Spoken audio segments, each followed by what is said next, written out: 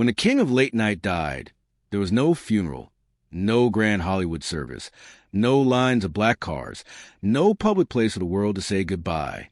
Yet in the silence that followed, one name echoed louder than any other. It was the name of a guest no one expected, a ghost from a past he tried to erase. Who was this person? And why did their story haunt the final chapter of Johnny Carson's life? On January 23rd, 2005, the man who had tucked America into bed for 30 years passed away. Johnny Carson, the undisputed king of late night, died quietly at Cedars-Sinai Medical Center in Los Angeles. The official cause was respiratory failure, a result of the emphysema he had been battling. He was 79 years old. His nephew, Jeff Sotz, released a simple, firm statement. He was surrounded by his family, whose loss will be immeasurable. There will be no memorial service. The decision was shocking, but perfectly in character. For a man who lived in the public eye, performing for an audience of millions every night, Johnny Carson was intensely private. His friend and fellow host Dick Cavett once recalled how socially uncomfortable Carson was, how he would strain just to make small talk with a few fans outside the studio. Ed McMahon, his loyal sidekick for 3 decades, famously said, Johnny was comfortable in front of 20 million people and completely uncomfortable in front of 20. He was often described as the most private public man who ever lived. So in death, he got the privacy he always craved. His body was cremated, and the ashes were given to his wife, Alexis Moss. There would be no public gathering, no place for his famous friends and colleagues to share stories. The man whose final show was watched by an incredible 50 million people left this world with only a handful of witnesses.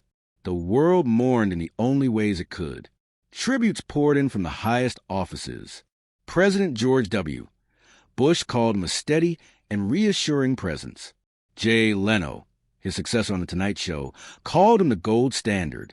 And David Letterman, the man Carson himself saw as his true heir, gave perhaps the most moving tribute. All of us who came after are pretenders. We will not see the likes of him again. Fans left flowers and notes on his star on the Hollywood Walk of Fame and at Johnny Carson Park, across the street from the NBC studios, where he had made magic for so long. But with no funeral, how could there be a guest?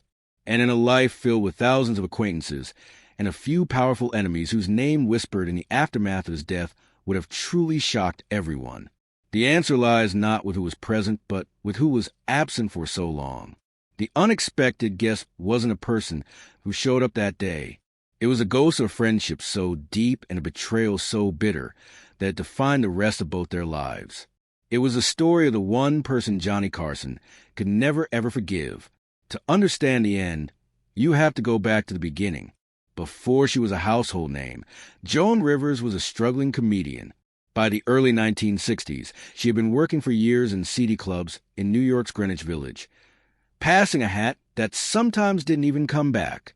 She had slept in her car, worked temp jobs to pay the bills, and even Ned from the Jack Barr version of The Tonight Show after one appearance.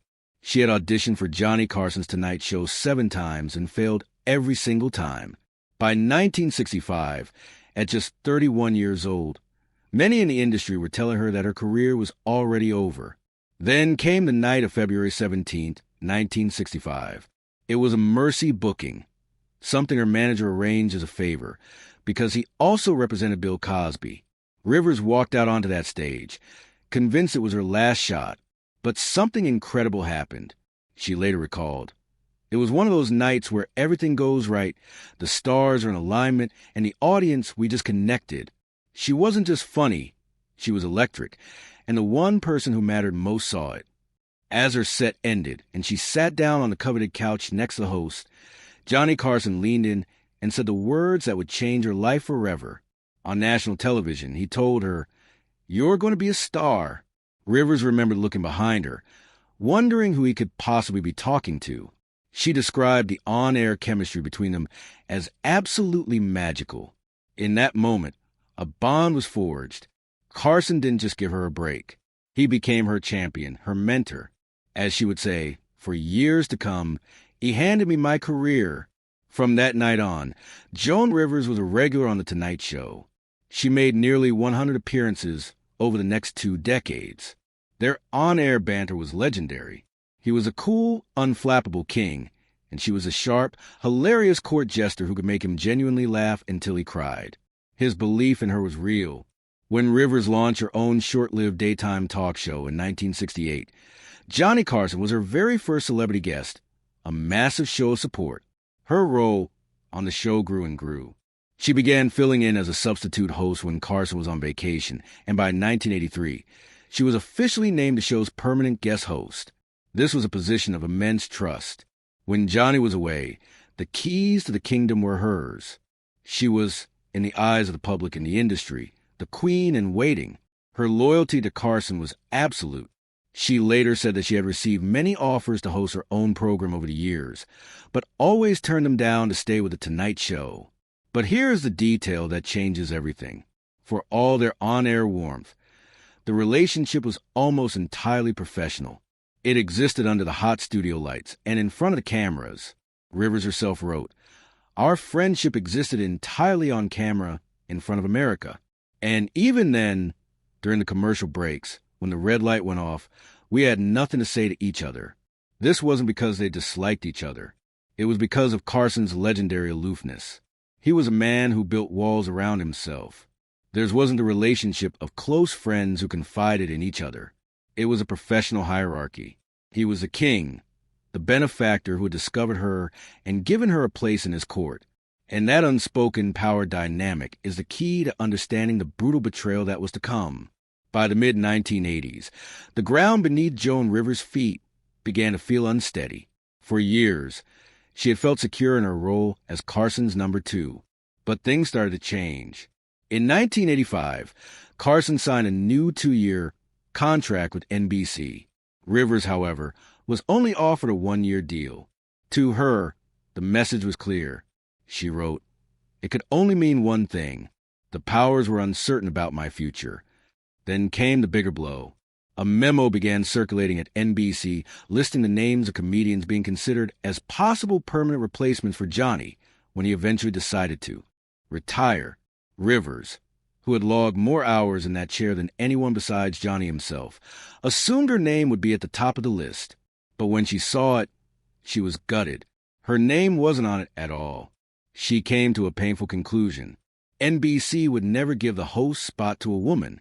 She felt her role as guest host was a safe way for the network to use her talent without ever seeing her as a true competitor or successor to King. It was at this exact moment of vulnerability that a new player entered the game. A fledgling network called Fox was preparing to launch, and its executives, including Barry Diller, wanted to make a huge splash. They approached Joan Rivers with an offer that was impossible to ignore. Her own late-night talk show, The Late Show, starring Joan Rivers. The show would air in the exact same time slot directly opposite The Tonight Show, and the salary was a staggering $10 million, many times what she was making at NBC. Rivers was faced with an agonizing decision. Her loyalty was to Johnny, the man who had made her, but she felt disrespected and discarded by the network he worked for. Her husband and manager, Edgar Rosenberg, gave her some critical advice. He told her not to say a word to Carson until the contract with Fox was signed and finalized. His reasoning was based on cold, hard Hollywood logic. Other comedians who had been regulars on The Tonight Show and left to start competing shows were often immediately banned from appearing on Carson's program. If she told Johnny, and then the Fox deal fell through for some reason, she could be left with nothing. Even worse, they both feared that the famously powerful Carson could make one quiet phone call and kill her deal before it ever happened.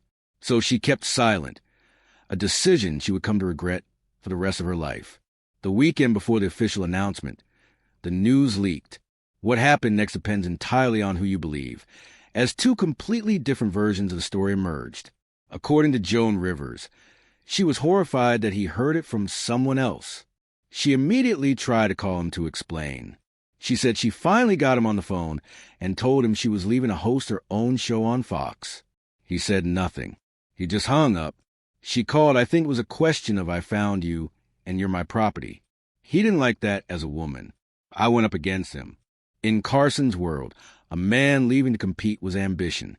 A woman leaving was treason. The king had been defied, and his wrath would be swift and devastating. Johnny Carson, the most powerful man in television, used his influence to punish her in every way he could. The first and most obvious consequence was that she was immediately and permanently banned from The Tonight Show for the rest of Carson's tenure, and even for years after he retired. She was not welcome in the studio that had been her second home. But it went much further than that. Carson created what was essentially a blacklist. Anyone who appeared as a guest on a late show starring Joan Rivers was told they would no longer be welcome on The Tonight Show. For celebrities and their agents, the choice was simple. You could go on the struggling new show on the upstart network, or you could go on the most important and powerful show in television history. Almost everyone chose Carson. Rivers found it nearly impossible to book A-list guests. An NBC executive, a personal friend of hers, allegedly told her bluntly, "We are going to destroy you." The Late Show premiered on October 9th, 1986, and almost immediately ran into trouble. Without big-name guests and facing the full force of Carson's ratings juggernaut, the show struggled behind the scenes. Things were even worse. Rivers' husband, Edgar, who was a producer on the show, clashed constantly with Fox executives. After less than a year, the network gave Joan an ultimatum: fire her husband. She refused. So in May of 1987, Fox fired them both.